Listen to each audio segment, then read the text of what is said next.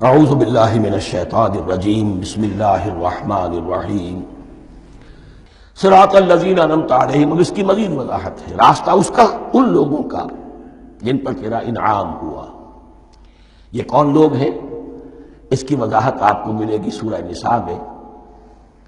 من یطع اللہ والرسول فاولئک مع الذین انعم اللہ علیہم من النبیین والصدیقین والشہداء والصالحین. چار طبقات ہیں منعم علیہم جن پر اللہ کا انعام ہوا ہے. چوٹی پر انبیاء کرام، اس کے بعد صدیقین کرام، اس کے بعد شہداء عظام، اس کے بعد عام صالح مسلمان صالح ہو. یہ بیس لائن ہے. اس سے اوپر کا درجہ شہداء کا ہے، اس سے اوپر کا درجہ صدیقین کا ہے، اور پھر اس سے اوپر کا درجہ انبیاء کا ہے. انبیاء میں سے پھر وہ بھی ہوتے ہیں کہ جو اولو العزم میں من الرسل ہیں. لیکن یہ چار طبقات ہیں، ان کے راستے پر ہمیں چلا. غیر المغضوب علیہم ولا الضالین، جو مغضوب علیہم نہیں ہوئے، جن پر تیرا غضب نہیں ہوا. اور غضب ہوتا ہے ان پر کہ جو ہدایت کے واضح ہونے کے بعد ہدایت کو ترک کر دیں، وہ ہے مغضوب علیہم. جنہیں ہدایت مل گئی ہو، ہدایت کو پہچان لیا ہو، پھر اپنی شرارت نفس کی وجہ سے، اپنی نفسانیت کی وجہ سے، اپنے تکبر کی وجہ سے، اپنے حسد کی وجہ سے وہ اس حق کو رد کر دیں، اس کو ترک کر دیں. ان پر اللہ کا غضب آتا ہے. اور اس میں اس کی بہت بڑی مثال تاریخ کے اعتبار سے یہودی ہیں. اللہ نے انہیں ہدایت دی، کتابیں عطا کی، تورات، انجیل، زبور، سینکڑوں نبی ان میں مبعوث کیے. 1400 برس تک نبوت کا تار ٹوٹا ہی نہیں، مسلسل. ابتدا میں بھی 2 نبی، موسیٰ اور ہارون، اور اختتام پر بھی 2 نبی، عیسیٰ اور یحییٰ علیہ السلام. اور ان کے مابین کوئی لمحہ نہیں آیا ہے تاریخ بنی اسرائیل میں جبکہ کوئی نہ کوئی نبی موجود نہ ہو. لیکن انہوں نے اپنی شرارت نفس کی وجہ سے ہدایت تورات سے بھی منہ موڑا، اور پھر سب سے بڑی بات یہ کہ ہدایت محمدی سے، ہدایت قرآنی سے بھی صلی اللہ علیہ وسلم منہ موڑا. وہ ہے مغضوب علیہم ولا الضالین، اور نہ ہی گمراہ ہوئے. یہ لفظ جو آتا ہے عربی زبان میں گمراہ کا بھی ہے اور تلاش حق میں بھٹکنے والے کا بھی ہے. ایک وہ شخص ہے جس پر حق ابھی واضح نہیں ہوا، وہ تلاش میں ہے، اس کے لیے بھی ضال کا لفظ آئے گا. اسی طرح کوئی شخص کسی کے عشق اور محبت میں ایسا ہو جائے، دیوانہ ہو جائے، اس کو بھی ضال کہتے ہیں. یعنی اس کے اوپر جذبات کا اتنا غلبہ ہو گیا ہے کسی کی محبت اور عشق کی بنا پر. تو حضور کے لیے یہ لفظ آیا ہے وَوَجَدَكَ ضَالًّا فَهَدَىٰ.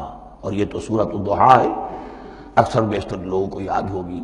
تو یہ جو ضال کا لفظ ہے، اس میں سمجھ لیجئے ضروری نہیں ہے کہ وہ گمراہ ہو، بلکہ وہ بھی کہ جو ابھی راہ ہدایت کی طلب میں، اس کے حصول کے لیے اس کی تلاش میں کوشاں ہیں. اور وہ بھی کہ جو کسی مغالطے کی وجہ سے حق سے منحرف ہو جائے. یہ بھی جان لیجئے کہ ایک ہے بدنیتی، تکبر، حسد، حق کو جان کر پہچان کر رد کر دینا یا چھوڑ دینا یا ترک کر دینا. ایک ہے کسی غلطی میں، کسی جذبات کے اندر آ کر، کسی غلو کے اندر مبتلا ہو کر اور حق سے منحرف ہو جانا. اس کی جو سب سے بڑی مثال ہے وہ نصارہ ہے، عیسائی ہے. حضرت مسیح کو انہوں نے مانا لیکن غلو کیا. یہ لفظ آئے گا آگے، لا تغلو فی دینکم، اپنے دین میں غلو نہ کرو. جیسے ہمارے ہاں بھی بعض لوگ ہیں جو حضور صلی اللہ علیہ وسلم کی تعریف میں، حضور صلی اللہ علیہ وسلم کے ساتھ اپنی محبت کے اظہار میں غلو کر جاتے ہیں.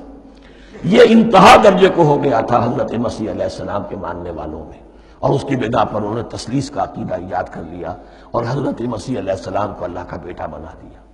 تو اس کی سب سے بڑی مثال ضالین کی اس اعتبار سے کہ ہدایت پانے کے بعد کسی بدنیتی سے نہیں بلکہ کسی اچھے جذبے میں غلو کی وجہ سے. رسول سے محبت کرنا تو اچھا جذبہ ہے، لیکن یہ محبت بھی ایک حد میں رہنی چاہیے. غلو کرے گی تو ظاہر بات ہے کہ اس کے بعد وہ گمراہی کی طرف لے جائے گی. تو یہ ہے اس سورہ مبارکہ کا ترجمہ. اور اس کے بعد آخر میں آمین کہنا یہ مسنون بھی ہے، کہنا چاہیے. البتہ اختلاف یہاں بھی صرف اتنا ہے کہ نماز میں جب آپ امام کے ساتھ ہیں، وہ اگر جہری قرات کر رہا ہے تو آیا اس کے بعد آپ کو بھی بالجہر کہنا ہے آمین یا نہیں کہنا؟ یہ اختلاف ہے، ان میں کوئی فرق واقع نہیں ہوتا۔ یہ چیز متفق علیہ کہ کہنا ہے آمین، بلکہ یہ آمین تو یہودیوں میں ہے، یہ آمین جو ہے یہ عیسائیوں میں بھی ہے۔ ان کی بھی جو لارڈس پریئر ہے اس کے بعد آمین، وہ آمین کہتے ہیں، وہ فرق وہ لفظ ایک ہی ہے، اس لیے کہ عبرانی زبان اور عربی زبان یا تو ہم یہ کہہ سکتے ہیں کہ دونوں بہنیں ہیں، کوئی ایک مشترک زبان تھی ان کی ماں جس کی یہ دو بیٹیاں ہیں، اور یا یہ کہنا پڑے گا کہ عربی زبان کی ماں جو ہے وہ عبرانی زبان ہے۔ بہرحال بڑا قریبی رشتہ عربی کا اور عبرانی کا ہے، اس اعتبار سے وہ آمین۔ اب آپ کو معلوم ہے ہم السلام علیکم وہ کہتے ہیں، وہ سلام کہتے ہیں، فرق کیا ہے؟ وہ تو تلفظ کا فرق ہے۔ اسی طریقے سے اور بہت سے الفاظ ہیں، میں بعد میں بتا۔ اب میں اس صدق اللہ العظیم۔